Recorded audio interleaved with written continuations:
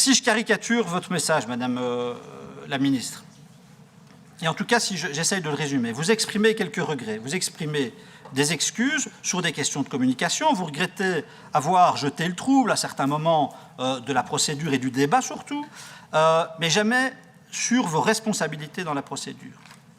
Et donc, vous balayez, je trouve pour pas cher, la question des mensonges que vous avez incontestablement exprimés devant ce Parlement.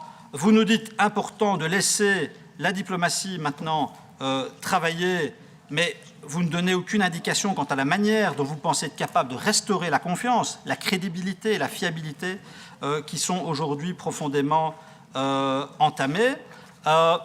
Et vous savez, sur la question des excuses, moi je considère que ce Parlement n'est pas une église. Cette commission des affaires étrangères n'est pas un confessionnal. Et moi je suis un parlementaire et je ne suis pas un curé. Je n'ai pas l'âme d'un curé. Je ne suis pas là pour recueillir vos excuses.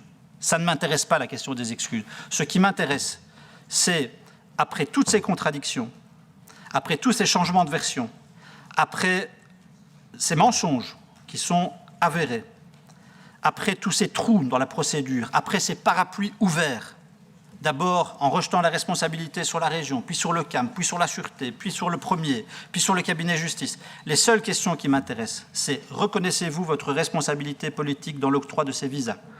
Avez-vous encore, considérez-vous encore avoir une crédibilité suffisante pour mener notre diplomatie? Avez-vous encore la fiabilité suffisante pour diriger les services d'un département régalien de l'État?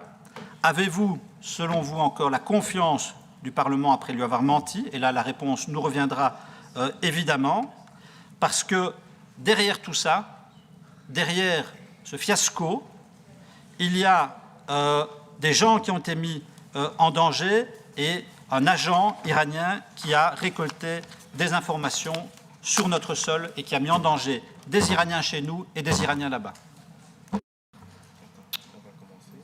Mevrouw Samin. Ja, dank u mevrouw de voorzitter. Ja, mevrouw de minister.